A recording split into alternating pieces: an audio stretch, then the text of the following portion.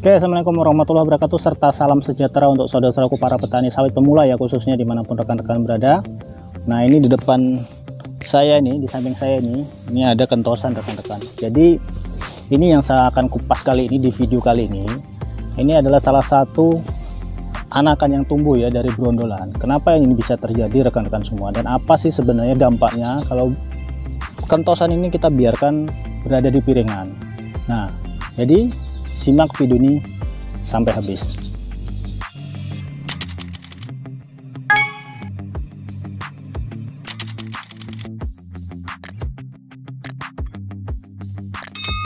Nah, rekan-rekan, dari brondolan yang Anda tidak kutip ya dari kebun saudara, ini akan menjadi bom waktu ya. Inilah yang terjadi. Saudaraku, ini kentosan ini akibat dari kita tidak mengutip bersih sebelumnya, sehingga yang terjadi tumbuh seperti ini di piringan. Walaupun sebenarnya potensi losis itu bisa juga di pokok ya, di ketiak pelepah, bisa juga di pasar rintis ya, gawangan mati, atau di atas rumpukan.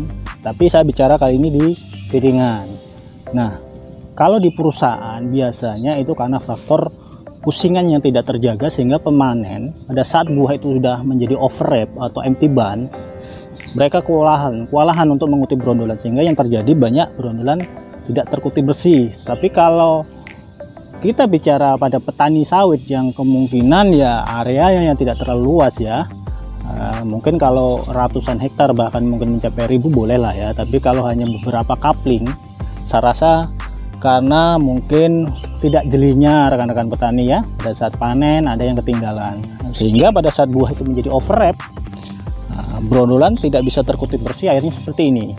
Nah, dampak yang yang diakibatkan kalau kita biarkan ini rekan-rekan ya, dampak negatifnya ini pada saat pemupukan tentu menyulitkan.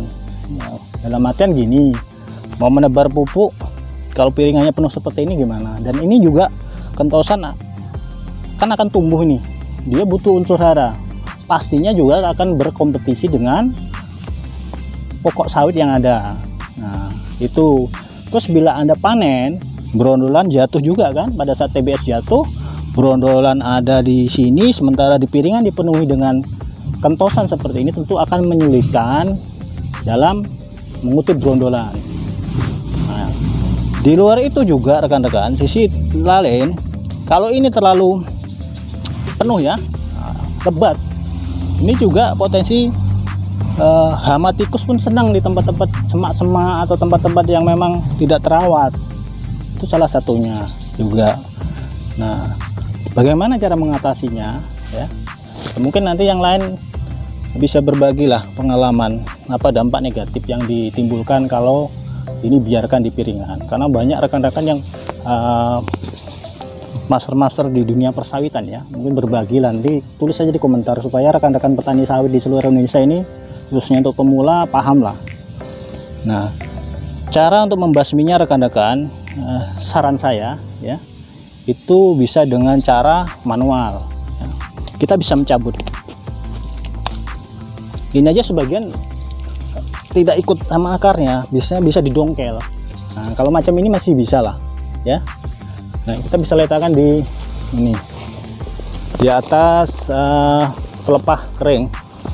Nah, dia letakkan di atas pelepah kering sehingga tidak tersentuh dengan tanah. Bukan kita cabut, kita letakkan tanah, karena nanti ada potensi juga akan tumbuh terus karena ada medianya ya, media. Tapi kalau di atas tadi yang seperti saya contohkan, di atas pelepah itu, di atas itu biasanya nanti kan seiring waktu mengering dan mati. Tapi kalau buah sudah seperti ini, nah ini perlu didongkel, kalau dicabut ini susah. Nah, itu udah banyak durinya, itu susah. Nah, itu cara manual rekan-rekan ya. Tapi sebenarnya langkah lebih bagus kalau antisipasi di awal, jangan sampai terjadi seperti ini ya.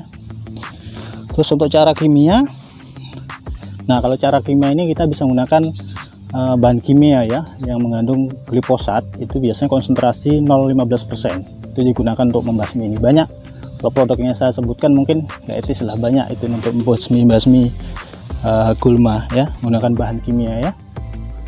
Oke, mungkin itu aja rekan-rekan untuk kesempatan ini. Mudah-mudahan informasi ini bermanfaat untuk kita semua, baik pun rekan-rekan petani sawit pemula ataupun rekan-rekan petani sawit yang walaupun udah lama, tapi hal-hal seperti ini tidak sampai terpikirkan untuk mengendalikannya. Nah, jadi itu aja yang bisa saya sampaikan pada kesempatan ini. Mudah-mudahan bermanfaat. Sekali lagi ya, terima kasih telah menyaksikan video ini sampai akhir. Sampai jumpa lagi ya dengan video-video yang akan datang, dan saya share melalui channel kesayangan rekan-rekan, terutama untuk para subscriber channel ini. Saya Iri. Wassalamualaikum warahmatullahi wabarakatuh.